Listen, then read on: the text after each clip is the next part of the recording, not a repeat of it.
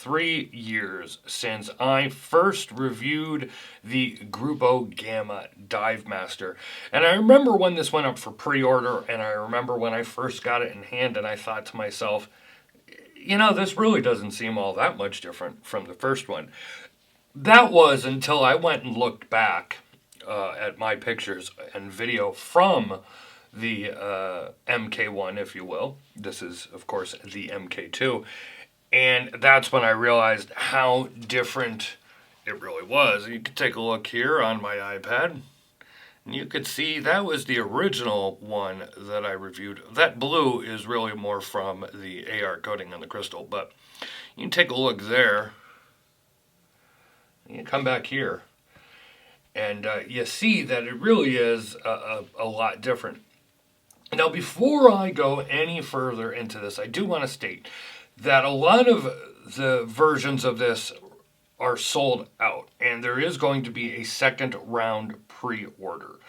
So the owner of Gruppo Gamma and I had talked back and forth. I'm waiting to hear from him what kind of discount he wants to do for the pre-order to offer to the Watch Report fans and viewers.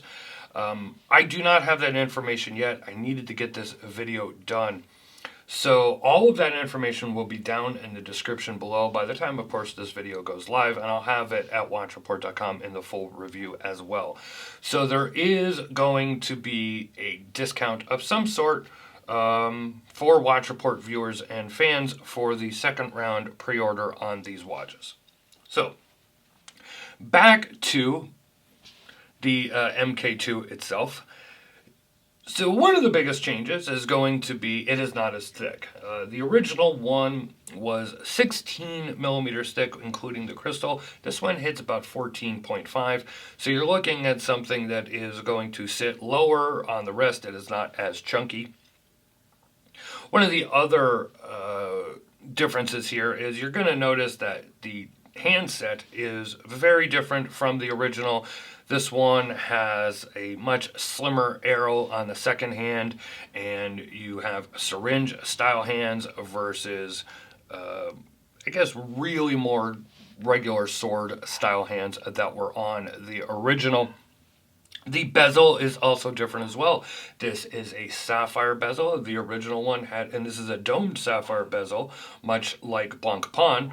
And the original had a flat ceramic bezel insert. It's also now 500 meters water resistant and has a helium release valve for those people that need a helium release valve. And I always joke about that, of course. But it is, I guess, well, I should say the other big difference, before I move on, the other big difference, of course, is the original one had a 90-15. Since then, a Miyota 90-15 automatic movement. For those not familiar, when I said 90-15, my apologies. This one has an ETA 28-24 automatic movement.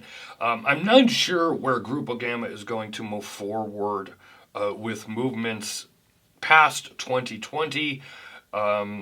They're in between 2016 and 2020, they were able to get their hands on a decent amount of the ETA movements.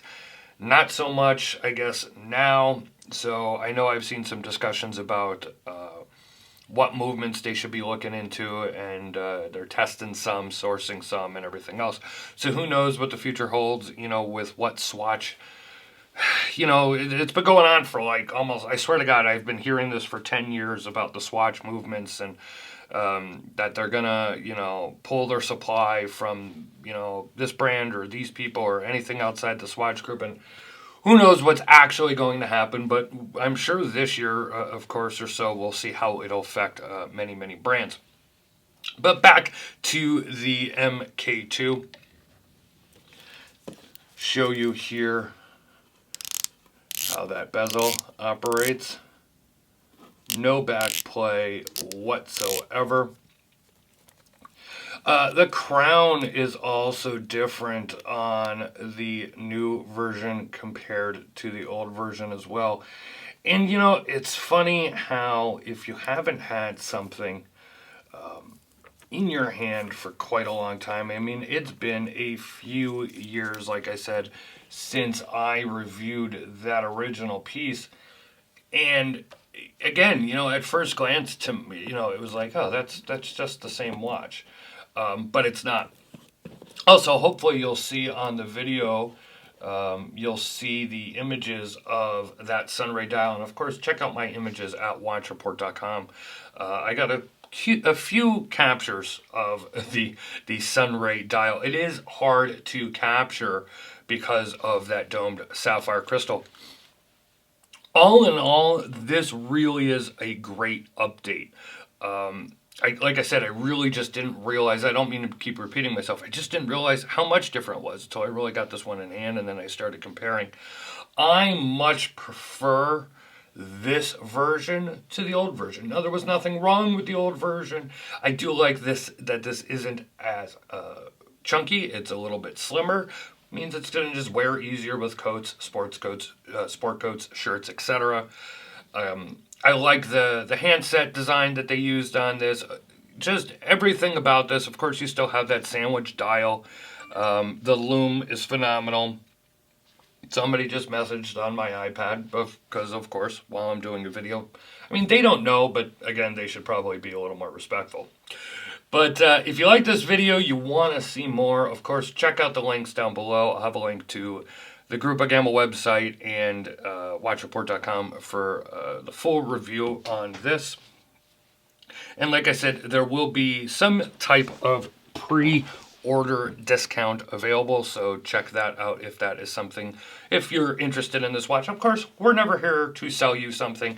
If there's a discount available, it's something that is going to get passed on because you're interested, not because we're trying to push a watch on you for sale. It's not what we do here. It's not what I do here. I try and give you a real review of a real product in hand. If you like this video, go ahead and give it a thumbs up and comment down below. Follow us on social media, Facebook, Twitter, and Instagram. If you're not subscribed yet, please do so. Hit that notification bell twice. And hey, check out the videos at the end of this video. Check out some other reviews of ours. Hope you enjoyed this. Talk to you on the next one.